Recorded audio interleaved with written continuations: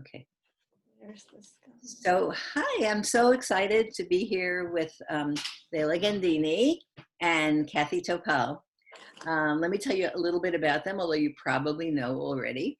So let's see. Cathy, I'm going to just read your bio from here. Cathy Weissman Topal has been an art teacher for over 20 years, probably more now. We're like 40. 40 now. Like 40. I'm taking it from my book, this wonderful book, Beautiful Stuff. That's how I know of the collaboration that they've done. She's taught 3 to 8 year olds at the Smith College campus school, and also teaches an art education at Smith College. And she's the author of Children, Clay and Sculpture and Children and Painting, and another book that I just absolutely love, Cathy, and I just recommended it to somebody. Now, I might be saying it wrong. Thinking with Line, is that how it is? Thinking with a Line, yes. With a Line, which is, you absolutely have to get that book. It is so fantastic, all right? Lella Gandini, I am so sure so many of you know who she is, but I'll say a little bit about her. Mainly, I first knew of her as the liaison from Reggio Emilia to the United States, all right? But she's an author, all right? Yes, the first book of hers I read was The 100 Languages of Children, but others after that. A correspondent for the Italian early childhood magazine Bambini, and adjunct professor at the School of Education at the University of Massachusetts. Are you still doing that, Lella? Are you still teaching there? Yep. In Amherst. And as I said, she serves as a Reggio Children liaison in the United States for the dissemination of the Reggio Emilia approach. And they both collaborated on, this is the first one that I saw, Beautiful Stuff. And then there's a new one, which Cathy's going to show you, Beautiful Stuff from Nature, which Cathy sent to me and I'm going to get tomorrow. I'm excited. So I'm going to get started by something really important about the work that they're doing, which is that it really is, it's really almost a definition, the work that they do together, of emerging curriculum. All right, but maybe Lella can say a little bit about what she's thinking about when she says emerging curriculum.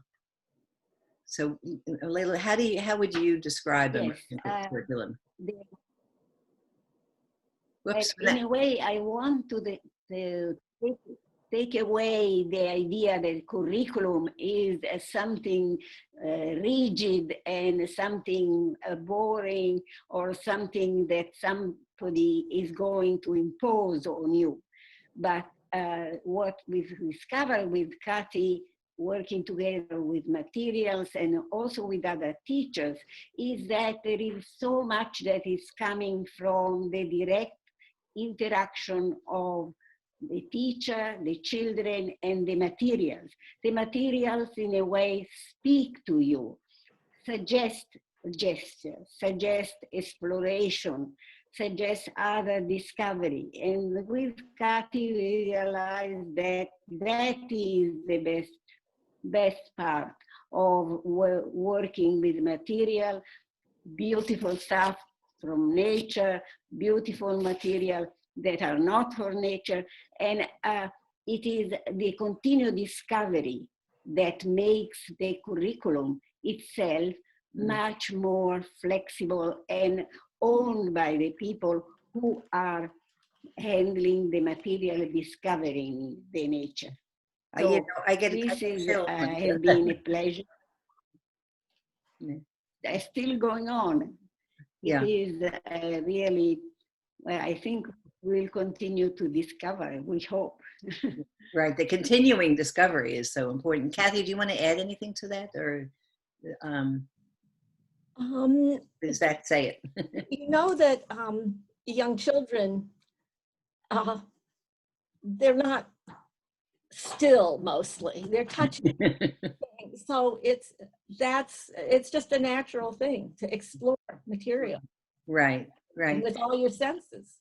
Well, Cathy sent me something it was from a presentation that you did that I thought was so interesting, because when this is such a strange time now, you know, I mean, so many children are at home with their families. They don't have a lot of like things available that they might ordinarily have available, although we'll see how things are available all around your house. But and teachers who are teaching remotely are really struggling with this. And but Cathy sent me something that made me think about how there's something in the world that we all have. And I'm going to share the screen and try to show you what she sent to me. Let's see. Sent a lot of great pictures. Way too much. I'm sorry, but No, that's okay. I'm just trying to open this. Let's see. How do I do that? Let's see.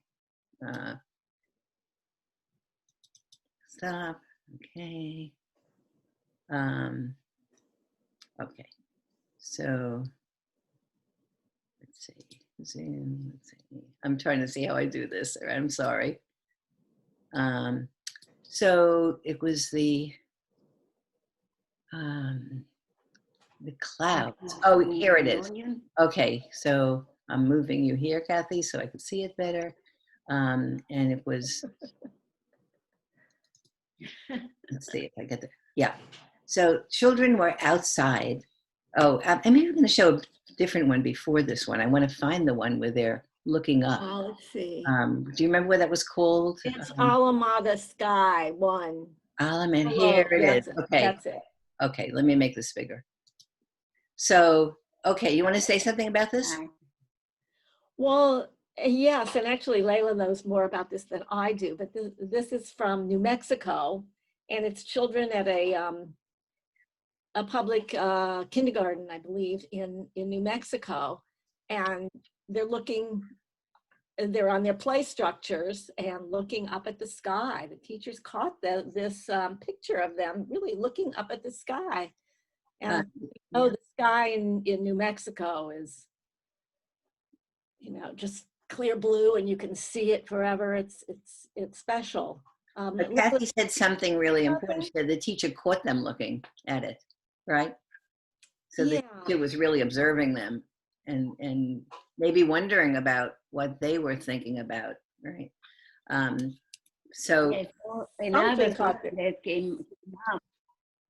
came up was also that one of the children had a grandmother who had died, and the parents had said that the clouds and the sky would be speaking to the children about the grandmother. So it was not a sad thought, but a thought of hope of continuing to be connected with the person that this child had lost, but was really in the sky thinking of her, and with reciprocal remaining memories were creating a continuity. So it was a surprise for us as accompanying the children in this exploration, that there would be thoughts that were so serious, but also so hopeful because of the beauty of nature at that point in the sky. So this was one of the many things that we discovered. Right. You know, when my grandmother died, I remember my mother telling me that she went up with the stars. And I remember looking up at the sky at night at the stars and wondering which one was my grandmother. So okay, so we all have the sky, right? We all have that, right? But so the children were looking at the sky, right? And okay, so let me hear a couple of the quotes that the teacher must have written down. I mean, maybe not where they saw the blue sky, but I could think that the whole sky just provoked caught the teacher's attention. So she paid attention more with the children about what was going on in the sky, all through the year. But here's some of the quotes that the teachers wrote down. I see a mountain made of clouds. I can see my grandma in heaven. Some of the clouds look like animals. Some of the clouds are bright and dark. the sun is very hot. The sun is shining on us and makes the shadow. Mm. So Cathy, when after the teacher saw this, she wrote down what the children were saying. Did it stop there? It didn't stop there, right? no, so the teachers, I think they took some pictures. They brought those pictures into the classroom, and you could do it, just bring it into your house. Mm-hmm. I always look out the window with my kids at the different times of day because the sky is always painting a new picture. Mm-hmm. Mm-hmm. Right. And the sunset, and they studied the sky all through the year and painted it, I think, with they set up some watercolors here. Cloud painting, right? See if they could capture what the clouds looked like. What beautiful nature would be in the sky, really continuous possibility of exploration with the changing of the season, or changing of the weather during the day, or the light of the sky. So it was really like finding through the children another source of discovery and marvel, really a beautiful way of looking up at the sky. Mm-hmm. What's so interesting about this is how it just is so easy for anybody to do, right? And it just came from the children looking up there at the sky. So another thing, Cathy, that you said, I'm thinking about all the things that we talked about yesterday, where you said that you talked about the acorns that the children collected, all right? So let me see if I can find all of those. So these are all pictures from the book, from Beautiful Right. Stuff from Nature. Yeah. Okay. So here they are, right? You want to talk about that?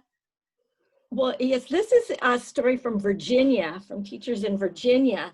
And I believe this was actually maybe a third grade class. And they always do a lot with counting and place value. And they're looking for something to count. To count, for each of the children to count 100 of. They were brainstorming and they weren't sure. But one day they were just out on the playground and the children collected so many acorns that they started counting them. So that's what they began counting. Uh-huh. You've got some of the other pictures. Right, I want to find this. So they were collecting acorns, and then they started, see if I can get that. To really place Counting the acorns. Layla, could you talk a little bit about what happened when they started counting the acorns? Yes, they realized that they could make on the real pavement very clearly counting, and that design was implying the number and the beauty of the material. So they had liked very much to play with those, but the idea of counting was really adding a value of possibility to really creating design at the same time. So that was something that struck but all the teachers in the school, and the children did not need encouragement to do that, because their action was really self-propelling, and they continued to really count, prepare this, and there are other images that show that it is what was a discovery for the teachers. So my question would be, did the teachers in the following years, without the inspiration of our research, continue to really encourage the children to prepare the design of the piles or little of the acorn? I don't know. And this is the question, how could that be replicated in a place where there are not as many acorns as if there are there. That's right.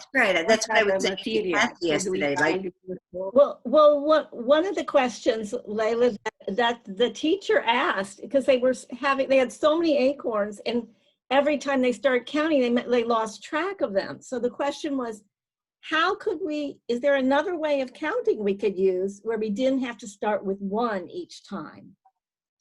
And they came up with groupings first of 10. So that's what you saw in that last slide. They grouped by 10. And then they grouped the 10s into 100. And then they grouped the 100 into thousands.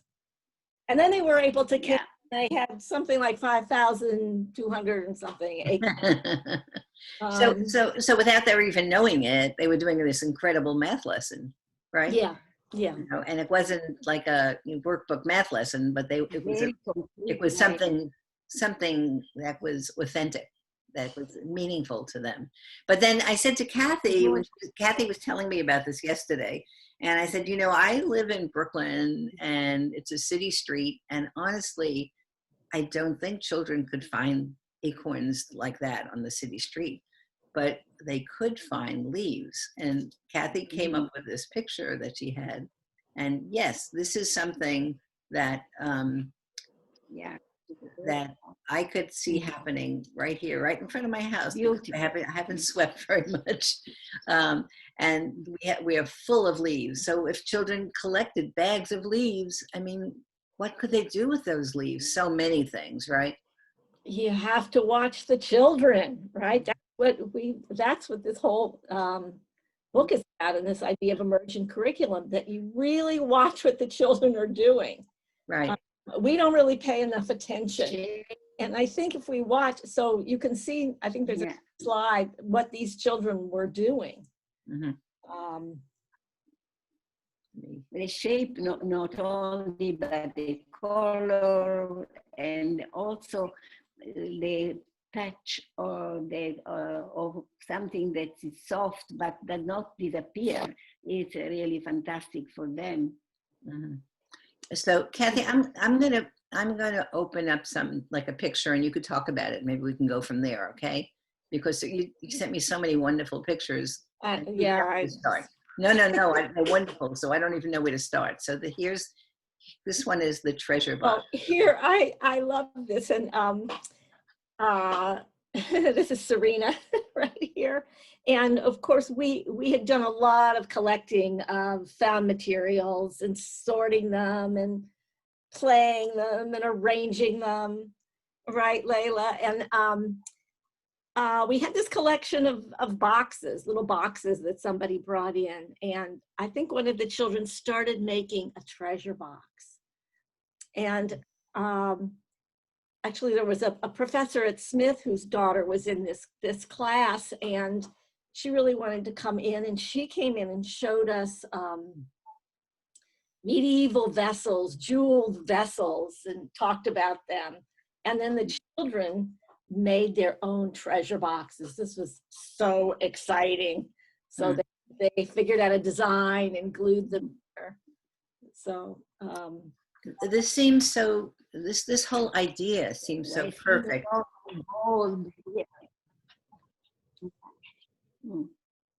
It seems so perfect for this time, doesn't it, Lella? Lots of gold inside. Yeah. Oh, I see the gold. The jewels are very popular. I see that. Right. Right. Yeah. I'll open up another one. Let's see if I can find another one here. And also, a great holiday idea. Here you are, Cathy. What's happening here? Okay, so this is from Beautiful Stuff, Learning with Found Materials. And this is the very beginning. When Layla and I decided we would work with a class, and one of the classes at Fort Hill, which is an early childhood center at Smith. And we met and discussed with the teachers and how we could do this, how we could entice families to join us in collecting materials. So we realized we had to engage the children. So here I am with a collection of a few years ago, here with a collection of found materials, you know, bottle caps and a broken mirror there, and some straws, and you know, those things that if you look at the bottom of that slide, there's a little hanger from socks. I don't know, all kinds of things. You'd be surprised what you have if you start looking around, because it's a process of finding beautiful stuff. So here I'm asking the children, where do you think this came from? Where do you think that came from? And would you like to go on a treasure hunt? Look in your recycle bin, maybe with your parents, see what materials you could find to bring in to our classroom so we could use them. And of course, this is something you can have great fun to do.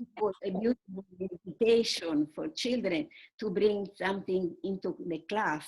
Usually the teachers will really do not like the children bring too much, but in this case, the selection that Cathy suggested to the children became little treasures. So that was also a way to select and bring into the school.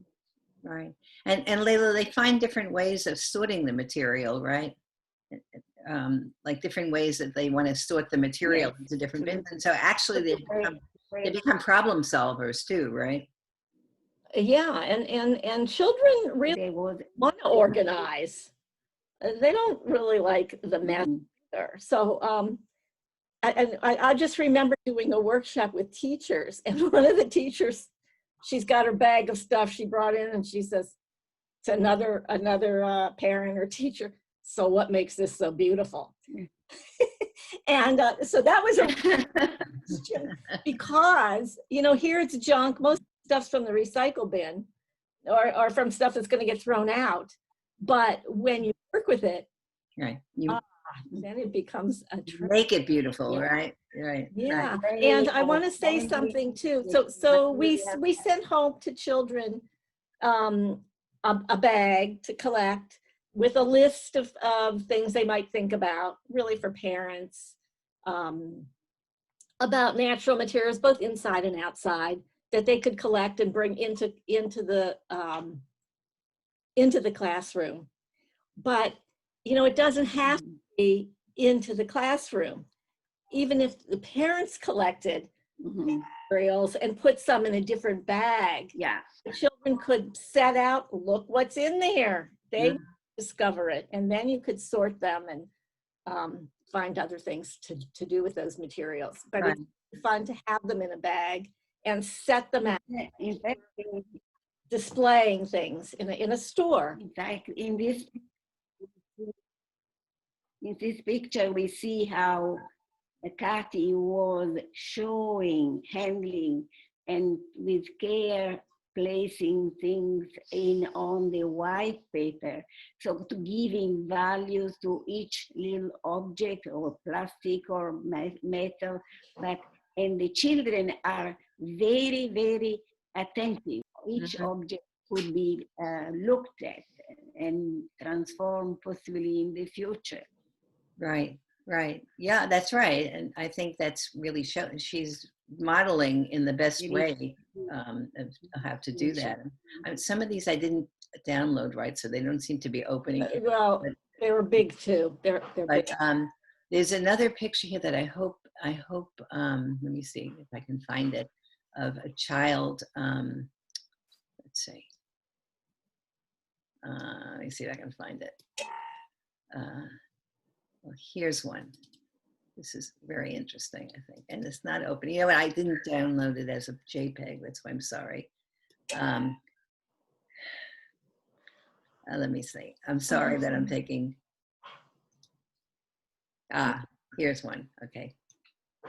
And I thought this was also so interesting. All right. Well, I think this is really interesting. I'm going to talk about this because this is from the kindergarten in my school, and I work with these children. But the teachers came up with this. They do work with life cycles, all kinds of life cycles all year. But this is from right now, this time of year in November, when paper whites are available.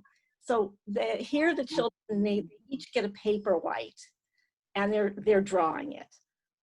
drawing it and writing a little bit in invented spelling what they see, what they notice. And I couldn't find the drawing that he did, and then they put these bulbs on in a glass jar or some kind of glass container with toothpicks. So they're in the water and they can watch them, and they grow really, really fast. If you raise paper whites, bulbs, the roots come out. So each week or each couple of days, they look again and draw what they see, and write about what they notice. Right. So I want to think about this. Let's say you're a teacher who's teaching remotely. All right. This could be done at home, right? Yes. And your child could be doing the drawing at home, but then when you're working with the children, when you're with the children, you could be guiding them towards doing some writing about what they drew after they talk about it, right? Right. So here, this little boy says, it has a really tall sprout. That's his first. And then when he draws it again, and you can see here with, I don't know if you can see, but the second one, or it's a third one. My bulb has a tall stem at his back. But the photograph that you captured, Cathy, is also capturing the attention of the child to what is observing. So I don't know how one teacher can do such a good picture that takes the eyes of the child a direction. Yes. Immersion. So that is. I think the teachers are really observant. I didn't take this picture. The teacher took this picture.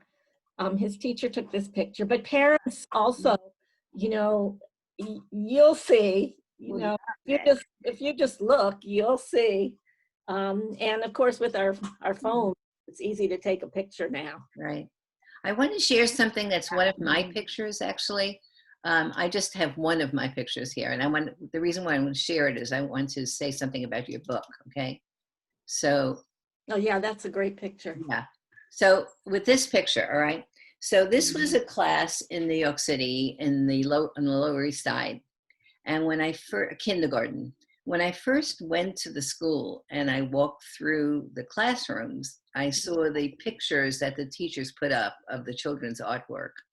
And the thing is, if you didn't know, if the child's name wasn't on the picture, you wouldn't know who did it, because everything was the same. It was sort of something like a model that the teacher had, and they put together, say, a flower with little pieces that the teacher had cut out. Teacher had worked so hard cutting out all these pieces. It's not like the teacher wasn't working really hard, but the children, there was not anything of the child in it and of the child's thinking.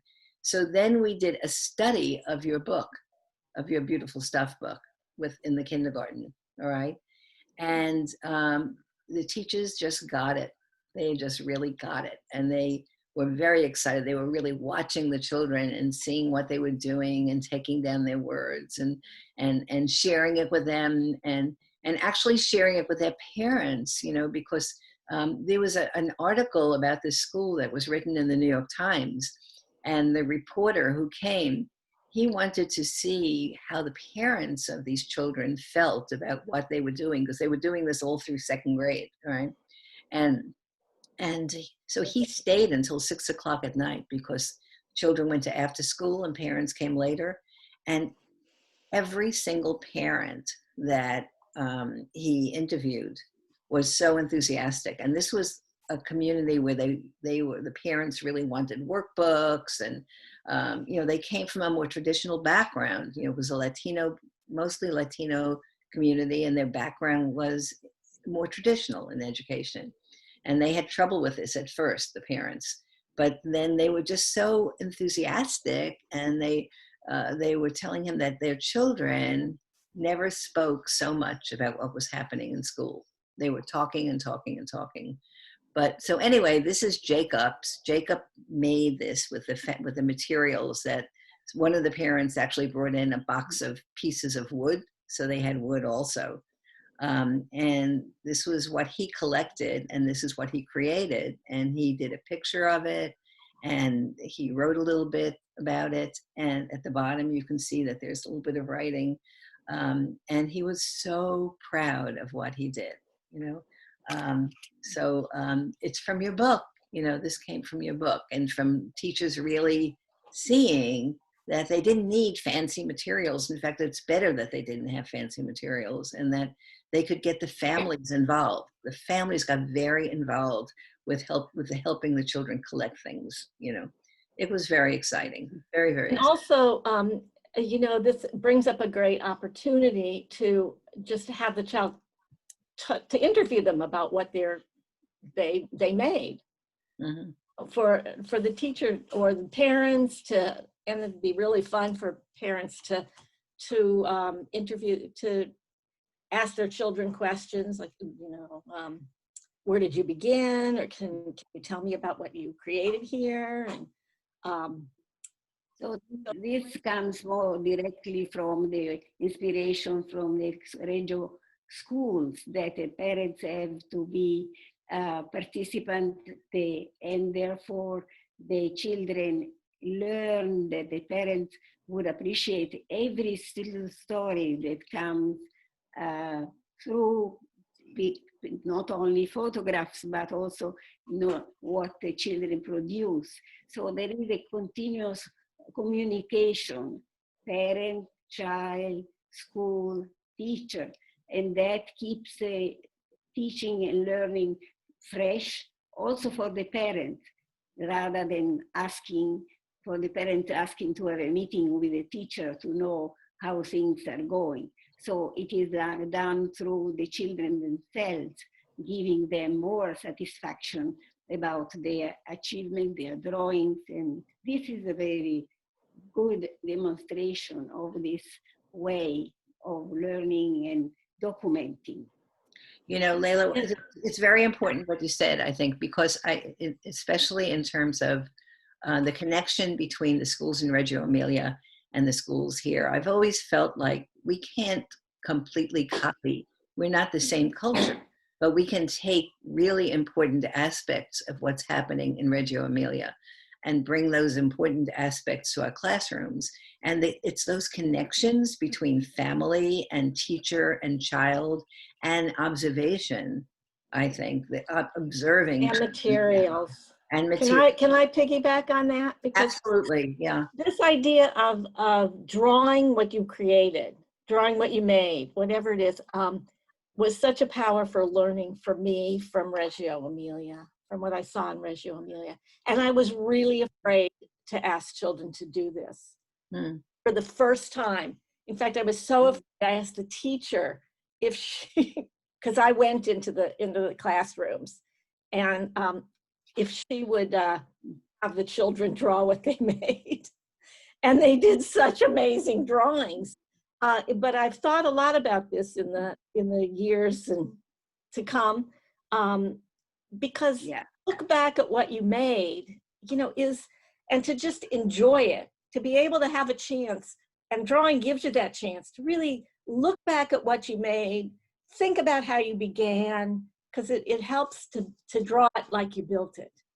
That is a cue that I give the children to practice a little bit, and then draw what you made. But it's a way of just really enjoying, having a chance to look back and enjoy and appreciate what you did make. And then the talking about it, or the writing about it, or the interviews just add to that. And that's what makes it important, beautiful, whatever. Right. That looking back, taking time. And also for the teachers is a way to receive a gratification about what she did, what she chose, but also how she took photographs of the children interaction with the material and their pleasure. So it is all based on this idea of observing and documenting as much as possible without entering and disturbing the interaction. So the very delicate balance of looking, documenting, and discussing afterward. So Right. it should not be too invasive for the child. Right. Because But also, otherwise, Layla, what you said about pleasure, I think is so important, to take pleasure in what you've accomplished. Mm-hmm. And I think that piece allows you to do that. Right. Offer the space. Layla, a lot of teachers, now I go into classroom, a lot of teachers take a lot of photographs, okay, but they don't quite know what to do with all those photographs. They're just photographs they have, and the photographs might go up or whatever. But you talk about documentation. Could you say some more about documentation? Because I think that's important. And also, documentation teachers here, they don't have like a tremendous amount of time to do it, but I think you don't need that, actually. I think it can be done, you know, but maybe you could say a little bit more about the importance of documentation and what it is.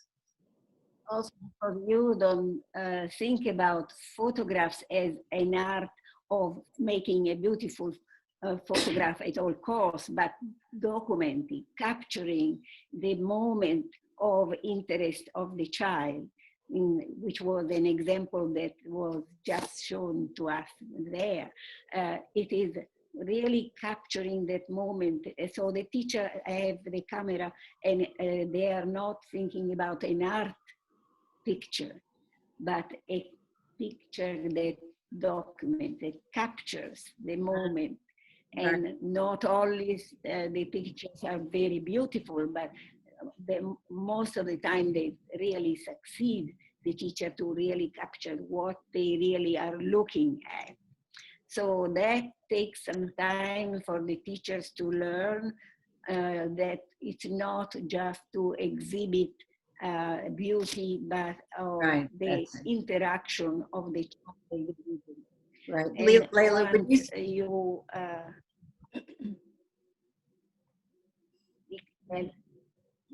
would you say that the documentation, I don't know if I'm right or not, but when I think of the documentation, I also think of the documentation not just as capturing the moment, but as capturing the process, as opposed to the product. So like, for example, when we saw the sky, we saw the children look up at the sky. We saw the sky that they were looking up at. We saw things that the children were doing. If that was all captured, it's very, and some of what the children were saying, Cathy, those words of the children, what you see when you look at that is not just the product of what they have at the end, but how did they get there and what were they thinking about along the way, right? Does that make sense? I think you want to look at the interest of the, you know, those moments where you see the child involved. Mm-hmm. You know, what they're looking at, or you saw the one with the little boy in the bulb. Right. Really looking and writing. So it tells you a lot in that picture. Right. It's sort of capturing them in the process. To observe most of the beginning of a teacher is really to observe and get to know the children in the classroom, and really accept the way the child approaches material with respect, because some children are curious about touching everything. Some other children step a little bit back and look before. So in a sense, the teacher try to document the way in which each child in the classroom has the way to approach material and use the material. So because this teacher usually have these children for a period of at least of 3 years. So that has been taken into account. It's not improvisation. It's really a way of observing with interest, and for the teacher to learn about this child and learning about being in tune with the child, even if it is a child who changes lots of things.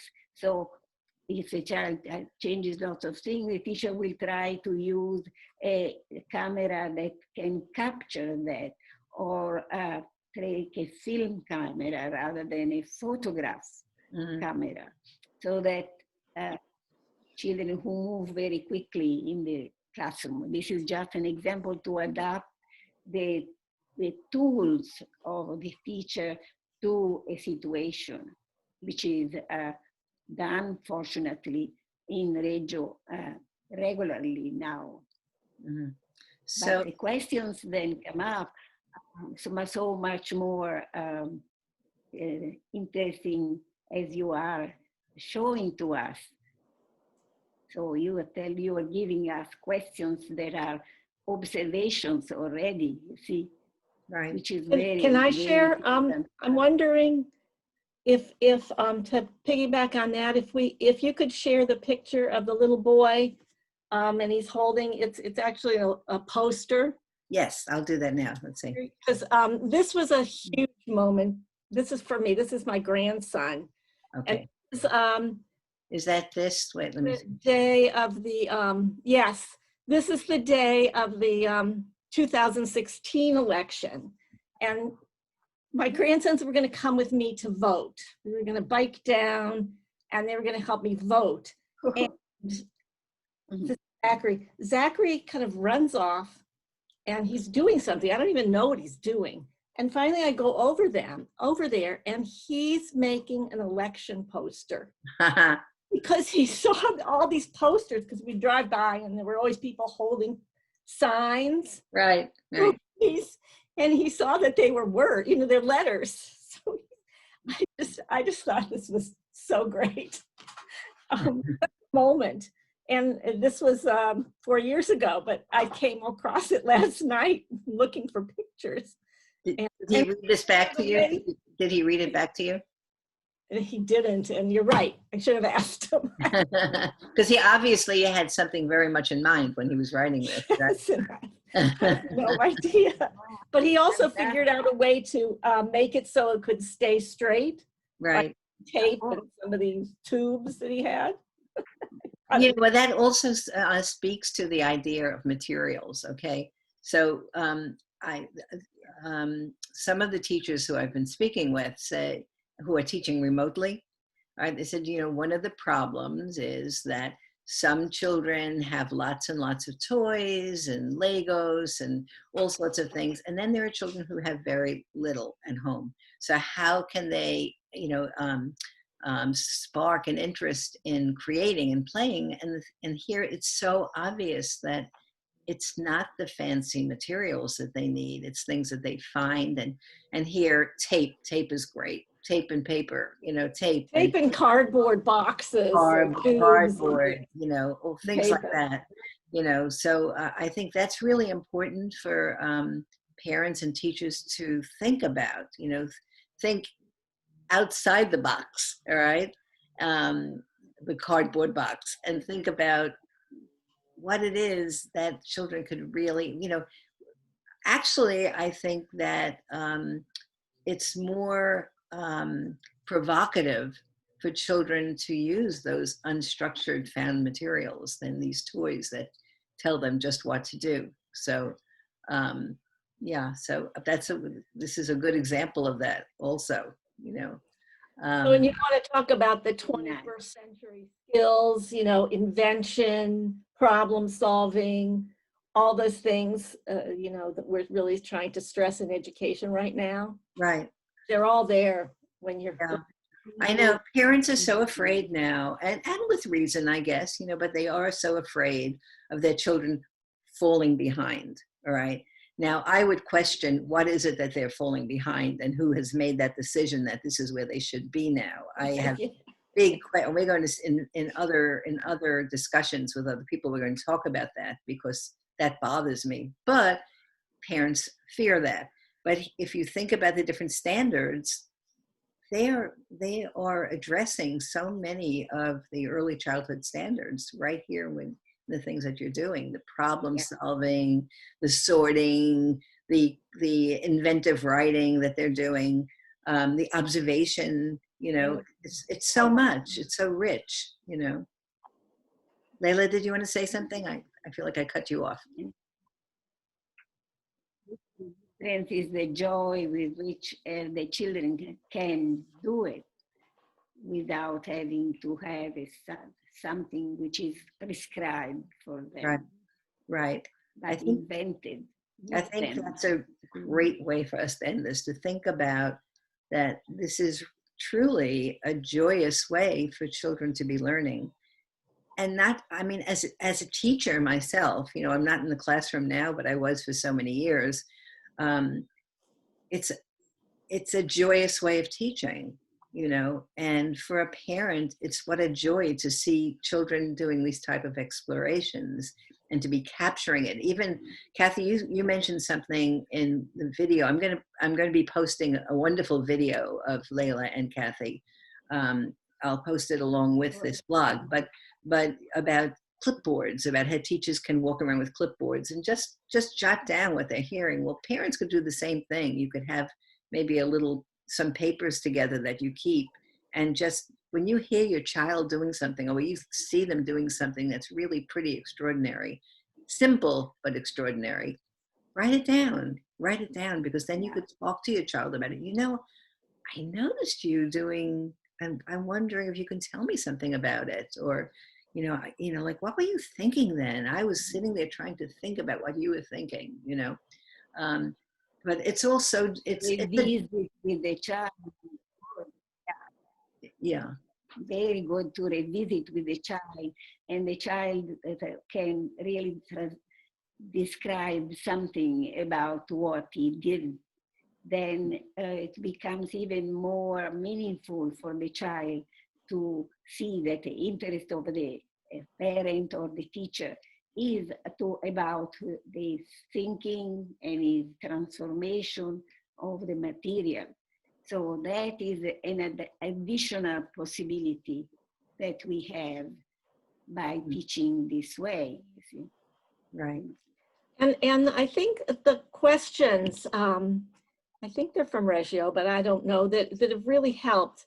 And sometimes you're with a child and you know you want to keep something going, but you sort of don't know how. So there are 3 questions that I think really help, that might be helpful for parents and teachers when you're looking, you know, up at the sky or at the paperwhite bulb or at snow or the leaf. You know, what do you know about leaves? What do you know about the sun? And what do you wonder? What do you wonder about the squirrels or acorns? And how could we find out? Yeah, and there is an inquiry study right there. You set it all up, and it's so easy, and it's so much, it's such a joyous, I'll get back to that, joyous way of learning, and meaningful, because children remember it then. It's very meaningful. Anyway, I want to thank both of you for giving this time, and it's been very exciting for me to spend this time with you. Lella, thank you.